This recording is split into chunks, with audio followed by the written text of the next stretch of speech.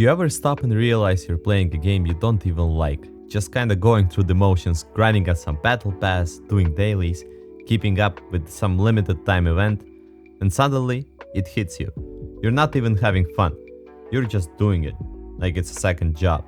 And I don't know when exactly that shift happened, but it definitely did. Somewhere along the way, gaming stopped being this thing we did purely for enjoyment and turned into something we feel obligated to keep up with. You sit down after a long day, ready to unwind, and instead of playing what you actually want to play, you log into whatever game has the most urgent, time-sensitive nonsense. Because FOMO. Now let's be honest, this isn't just some accident. A huge part of gaming is designed to keep you in that loop. They don't just want you to play their game, they want you to feel like you need to play it. Daily logins, limited time skins, battle passes, seasonal grinds, endless checklists of content that never really ends. It's all there to make sure you never feel like you can take a break. And yeah, it works. We all know it works. How many times you have told yourself, I'll just log in real quick to do my dailies, and before you know it, an hour or two are gone. And the worst part, half of the time you weren't even having fun. You were just keeping up, just making sure you don't fall behind on whatever artificial progress bar they convinced you is important this time. But at what point did we stop asking ourselves the simplest question? Am I actually enjoying this? Because if the answer is no, and in many cases it is, then seriously, why the hell are we still doing it? I've been thinking about this a lot lately, mostly because I caught myself doing it quite a lot. Again, I was playing The Witcher 3, a game that is objectively amazing, with some of the best quests in RPG history, and I realized I was treating it like some damn Ubisoft slop. Skipping dialogue, rushing through quests, seeing all those marks on my map and thinking, gotta clear them all. Like I was doing chores. And for what? Couple of experience points, some gear I'll replace.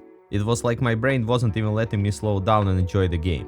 I was too busy completing it. And I think that's a huge part of the problem. We don't just play games anymore, we optimize them, we research them before we even start, making sure we pick the best build, the most efficient route, the meta strategy, because God forbid we make a bad choice. Like how many of you actually look for the most OP or most efficient class to play in RPG game before even starting? I know I do, and I'm sure I'm not the only one doing it, we're just very afraid to make a mistake. But think about when you first got into gaming. You didn't care about the meta, you just picked the character that looked cool and you just played him. And yeah, sometimes you struggled, sometimes you made a bad choice, but that was part of the fun. Figuring things out, getting lost, making mistakes, discovering things on your own.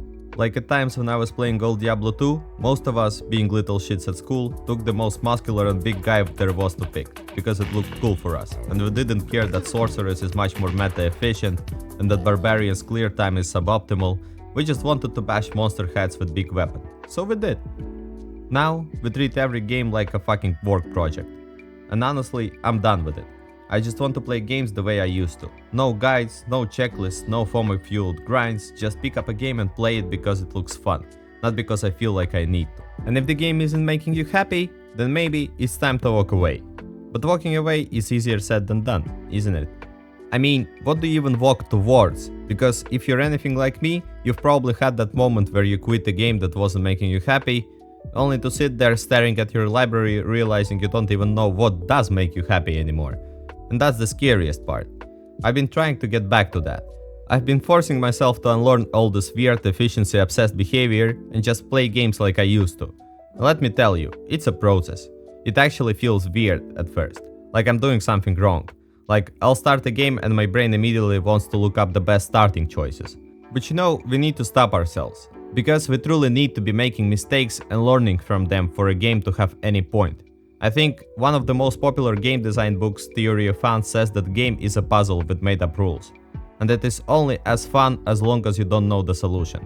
And we rob ourselves of any fun to be had with the game, because instead of trying to solve it, we go on the internet and look up the answer. And if you want to break out of that mindset, I think it has to start with something small, something different. Maybe picking up a game from a genre you've never really touched before. A grand strategy game, an RPG, a weird little immersive sim, something that forces you to engage in a new way. But for the love of God, don't jump into competitive multiplayer game, because that's just going to drag you right back into the same trap. The moment you step into that space, you're going to feel the pull to optimize, to play meta, and to compete. And that's the thing, so much of gaming today has been gamified beyond the game itself. Even single-player games get turned into meta discussion, where the right way to play is already decided before even booting up. People don't just talk about playing RPGs anymore, they talk about min-maxing builds, getting the most overpowered weapons, breaking the game systems before they even understand them. So, you've probably seen from my previous videos, I decided to take a step back and try out some smaller, simpler games from the past. More specifically, I ended up replaying one of those old Harry Potter games. You know, the ones clearly made for kids, where the biggest challenge isn't a boss fight but trying to figure out why the jump button feels so floaty. Let me tell you, it was exactly what I needed. Playing those older Harry Potter games was a wake-up call, but not in a way you'd expect. The thing is, I wasn't thinking, like, at all. Not in a bad way, but in a way that this game wasn't asking for a lot for me to optimize. It had this arcade-like feel where there were obstacles to overcome, but nothing that made me sit there for half an hour debating if I was speccing my character in the right way. There was no risk of messing up my build, no overwhelming progression system. If I missed something, I could just go back.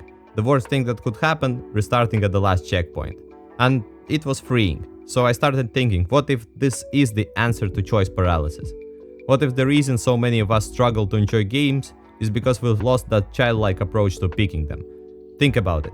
Kids don't overthink their choices. They don't worry about metas, or game length, or if the story is deep enough. They just pick whatever looks fun in the moment and roll with it. Hell, you know, when I was a kid, I played puzzles, those 1000-piece monstrosities, but in completely wrong way. Instead of actually building the picture, I used the pieces to stage war games, a full-scale battlefield of cardboard soldiers, because my parents sure as hell weren't buying me an army of figurines. And the corner pieces, those were my officers, some other pieces were my generals, because obviously some of them look different from the others, so they can be special. And looking back at it, it was completely ridiculous, but who cares, right? I was having fun, and that's all that mattered. That's exactly the mindset I think we need to get back to. You don't have to play a game the way developer intended. You don't have to finish it, you don't have to be good at it, you don't even have to do the quests if you don't feel like it.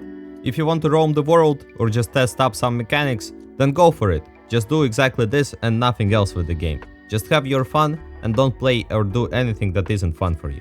For example, if you want to feel overpowered, nothing is stopping you from putting in cheat codes and going wild. When I was a kid and could play as I wanted, you think I played GTA for the story at first? Well, hell no.